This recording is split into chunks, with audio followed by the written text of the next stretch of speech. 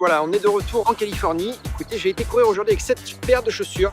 C'est quoi ça? On voit bien. Hop, hop, voilà, c'est ASICS. C'est la dernière, gel Trabuco.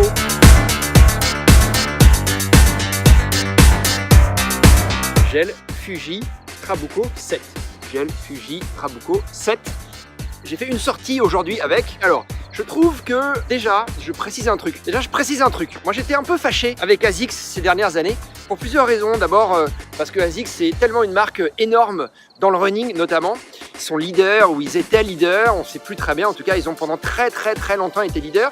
Et sur tous les marathons, sur toutes les courses sur route sur lesquelles on se déplaçait, la majeure partie des gens avaient du ASICS. Et ASICS était vraiment devant tout le monde. Et puis, des petites marques comme Altra, comme Oka One One sont apparues et ont clairement pris pas mal de parts de marché aux mastodontes qui étaient là depuis toujours, Adidas, New Balance, Nike et ASICS. Et donc, j'étais ravi, moi, de ce retournement de situation. Et j'avoue qu'en plus, cette position de leader chez ASICS me gênait un petit peu, ça m'embêtait un peu. Je trouve qu'il n'y avait pas de concurrents, je trouve que les autres étaient un peu faibles par rapport à ASICS.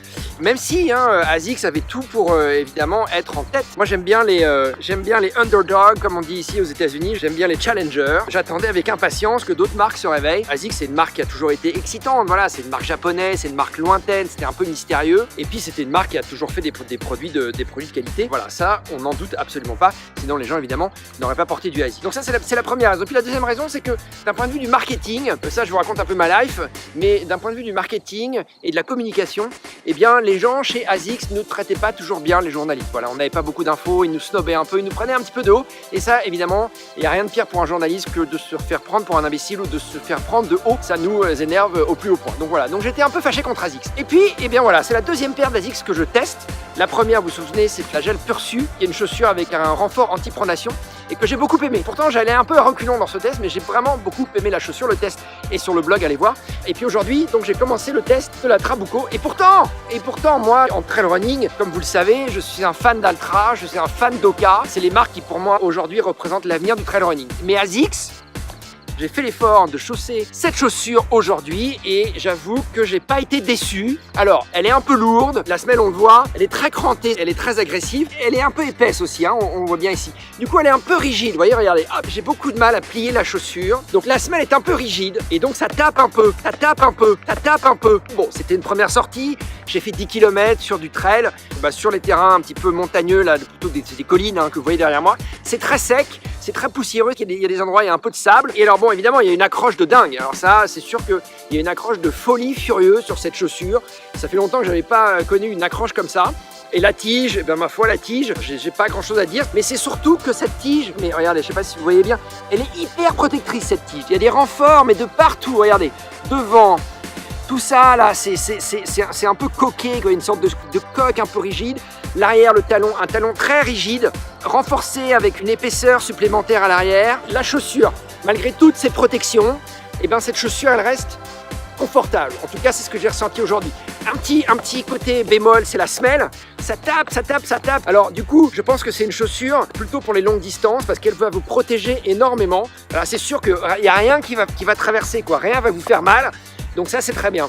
Les deux dernières chaussures d'Altra que j'ai testées, vous pouvez aller voir sur le blog, elles sont beaucoup plus souples. Et pourtant, il y en a une, la Timp 1.5, qui a une grosse semelle comme ça. Voilà. Mais je sais pas, Altra a réussi à en faire quelque chose de finalement assez souple et du coup très confort.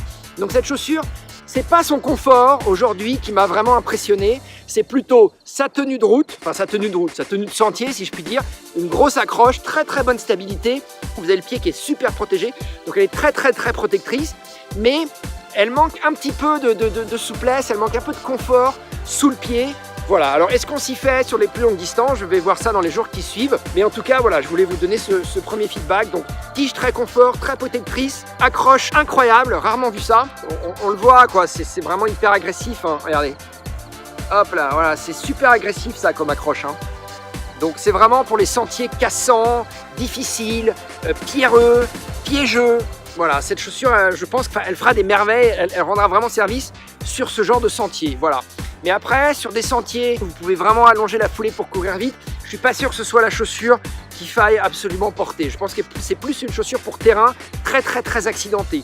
Voilà, donc c'est pas une chaussure pour la Western States, c'est peut-être plus une chaussure, qu'est-ce qu'il y a comme course très cassante, peut-être plus pour la hard rock, l'UTMB je sais pas, parce que l'UTMB il y a vraiment un peu tout, hein. Mais c'est vrai que par exemple quand vous descendez le col du Bonhomme, non mais c'est des ornières de terre, il n'y a pas vraiment de gros cailloux, il n'y a pas vraiment de gros cailloux vraiment gênants sur l'UTMB, c'est vrai, hein. C'est même assez roulant finalement l'UTMB. Bon, évidemment il y a du dénivelé, hein, ça monte, ça descend de manière parfois un peu pentue, ça monte surtout, et donc c'est difficile évidemment d'aller vite. Mais globalement l'UTMB c'est pas un terrain qui est très cassant. Et ça je pense que c'est une chaussure pour terrain cassant, terrain dangereux quoi. Voilà, je pense que là, vous n'allez pas glisser, vous n'allez pas vous prendre une pierre qui va vous exploser les orteils, vous êtes hyper protégé. Voilà, bon alors après voilà, question sensation, question plaisir.